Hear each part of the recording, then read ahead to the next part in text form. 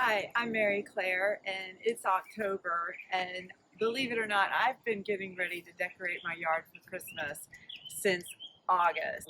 I want to be able to use lights this year. Usually by the time it's time to put the lights on all of the trees and the shrubs, um, they are so unkept that I just give up and I don't even try. So this year, I did not want the holidays to sneak up on me. I wanted to decorate my yard. I knew that going into this year. So I'm going to finish what I started. In August, I severely pruned back these holly trees. They actually have the red berries in the wintertime that the birds love. They have the blooms in the summertime that the bees and the pollinators love. They smell really nice. They're tiny little white flowers that turn into berries. Um, so yeah, I wanted to limb this guy up, and the reason why I like to limb up basically any kind of shrub that I'm able to is because it gives me valuable real estate on my garden bed, and so there's room for other plants. There's space for birds to escape if they need to get away from a predator. They can build their nests in the top canopy. Um, it also provides really good air circulation for the plant itself. A lot of people like to keep their evergreens shaped like a ball, like a sphere. And I'm not really sure what started that trend. Maybe it's just a lazy way of manicuring landscape plants, but I prefer to go a little bit differently. I like to create various heights in the garden to bring your eye up and add more interest than it would be if it were just a series of shrubs shaped like balls. So in the landscape world, we call them green meatballs, and that's not the kind of thing I want in my landscape. But I will say there are some that I do like to shape into little spheres. But I also shape, like I said, I limb things up. I'll standard them so they're in one tree, and I do that with most of my plants. I always say, let a plant be a plant. Help it grow the way it wants to grow, and if it wants to grow up, I think that's great because I know a lot of plants that I could plant underneath these guys, and they just prove to be beneficial overall for the entire bed. So what I did in August is I removed a lot of the larger limbs here, and then I topped them up even more so using my clippers here, my pruners. So I would just kind of air out the very top to promote good air circulation and nice green new foliage. The next step is going to be to top off the canopy even more so that when it comes time to put those lights up and decorate my yard for Christmas, these guys will be ready and I can just throw the nets on top. So I'm thinking ahead. I limbed these up back in August. Actually, I limbed them up before that, about to here, just to experiment with them. And when they look good, I just kept going up with them. Same thing for those ligustrum next to my house. I started limbing them up a couple of years ago. And what happens after a while, they get everything that they need from the top that they don't have to worry about leafing out below that, and that's pretty much how I got those ligustrums. Um, I have been limbing up these hollies as long as I have those, so they don't quite trust me. They still want to get those leaves out so that they can photosynthesize to produce that canopy. I don't blame them. But today I'm going to cut them back even more, and then I'm going to make them nice and low. So in a couple of months they'll have leafed out again. The tools that I'm using today are coming out of my green bag, which has been my gardening bag forever. I don't always bring it out into the yard, but I definitely go to it for everything I need. More often than not, I don't use gloves, but I'm going to use them today because these hollies can get prickly. Not only that, I'm working with a saw, and I'd rather the saw go through a glove than go through my hand or go through my fingers. So why not wear gloves? I also, it's not that hot today, but if you know me, you know I drink LaCroix all day long. So I got my LaCroix so I don't have to stop what I'm doing. Anywho, I am only using a handsaw today. Chainsaws don't give you a nice cut. It's kind of a violent cut, splits at the end. It's just no good. You see how much these move? That's like that's like a slingshot for some things. So I want to protect myself, and I just use a nice handsaw, and I get more done. I can saw with one hand and hold with the other. So that's why I use a handsaw. I'm excited to use this new Fisker saw. My other saw was getting a little bit rusty, but it still worked just fine. I just figured new season, new saw. I knew I was doing all this. Why not start fresh? Oh, one other thing that I always have when I'm doing this kind of sawing, something on my eyes, because sawdust flies off of this thing, and it's such a pain in the ass when you get a piece of sawdust in your eye. I don't know how much more I'm going to thin out than what I did, because I'm going to bring them down so low that it won't matter if I take off things from up here. I did that on purpose too. So I'm going to bring them down chin level, but now that it's time to do it, I'm a little nervous about going that low. But it would be easy to get those lights on. I could definitely walk around, maybe a little step stool or something, but I wouldn't have to drag all the ladders out and everything. And not to mention, I have a little Japanese maple on the other side of this, and it's starting to lean towards the sun because this blocks the side that it's on. So I think about that too. I think I'm gonna go at eye level. I think that'll be safe because I'm gonna leave these that are growing about 8 inches down from eye level. So this will probably be my next canopy.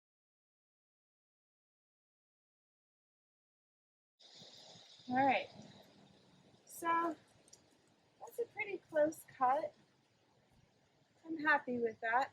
I feel like that's gonna heal well. Um, I'm not sure what the point is of the wound heal that a lot of people put on their trees. I think it's kind of ugly, and your tree's gonna heal anyway. So now I got these three pretty close together, so I can make these eye level as well. So with this one right here, where I'm gonna cut is eye level. So where this insignificant secondary branch is going, I'm already gonna cut that off.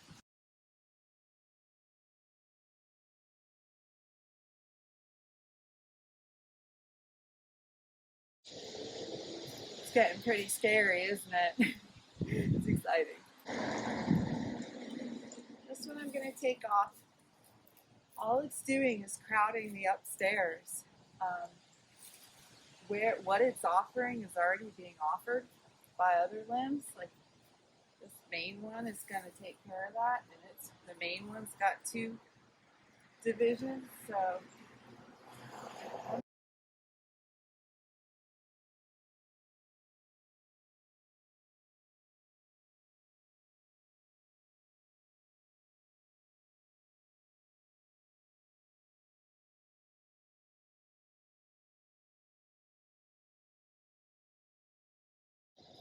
this is a good time to use the feature this saw has.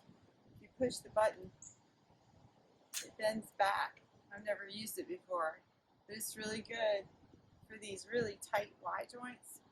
You want to come at it like this. Let me give it a try. I don't think it would be a thing if it weren't a good thing.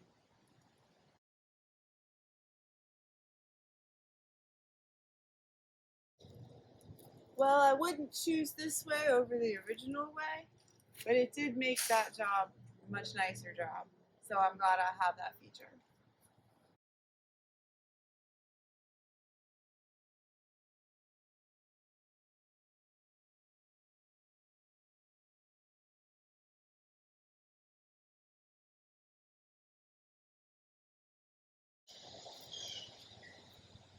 There's a reason why I keep walking around rather than just tossing it in the pile. I want to make sure I'm not missing something about the shape that's getting kind of wonky. So it helps every once in a while just to look at it from all angles.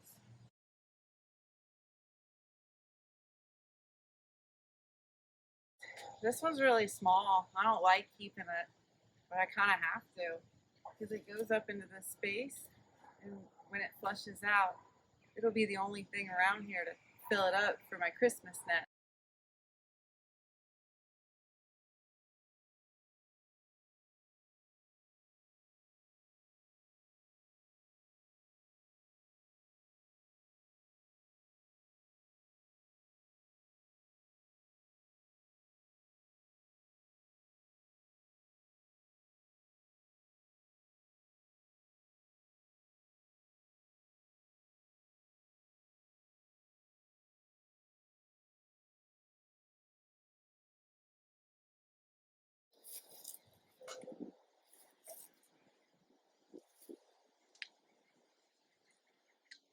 The job's not quite over yet, but that part is, which is the most arduous part.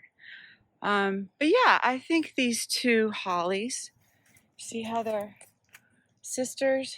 They go down to together.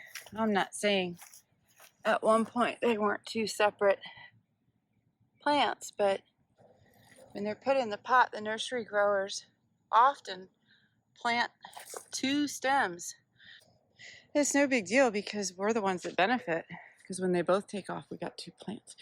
I mean, that is probably what happened, that these guys were grown together, but their first owners didn't separate them like I usually do because I'm cheap. Anyways, this new growth, the only purpose it really has is as an indicator to me that it was time to do this.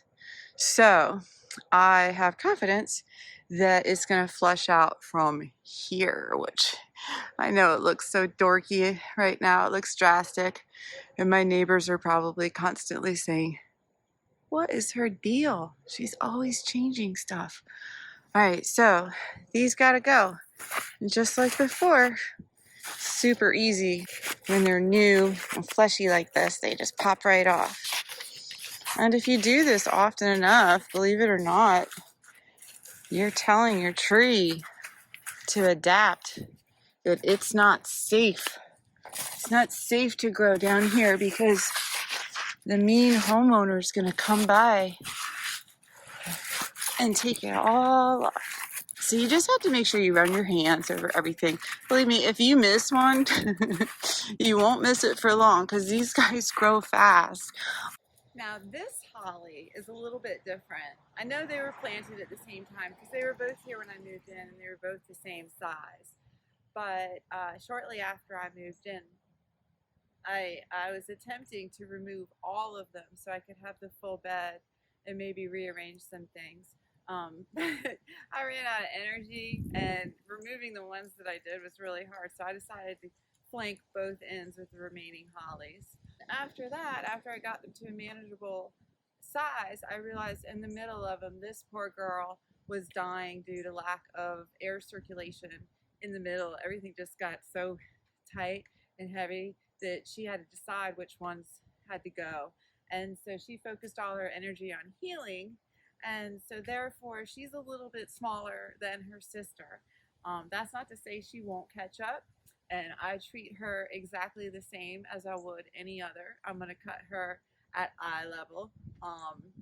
At this point, she'll probably have just as many top branches as her sister. They just won't be as big, and that's okay. That doesn't mean they won't leaf out the same. So I am going to go get my loppers because a lot of these are definitely small enough for loppers, and I think those would make it easier. are to make this girl eye level, just like her sister, and to thin out branches where possible so that there's only one contributing to one space in the canopy.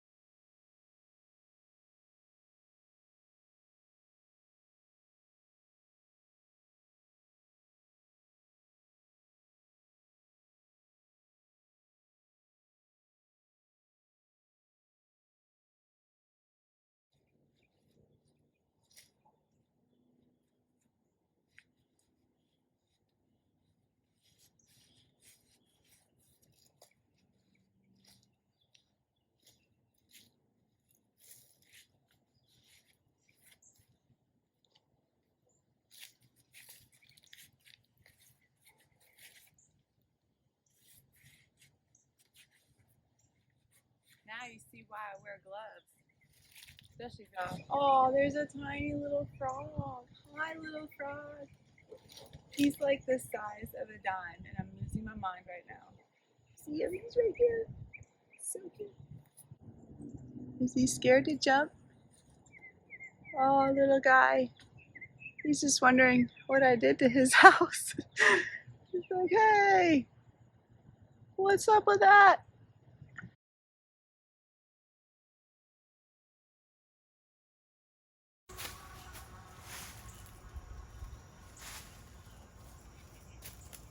And that's pretty much it.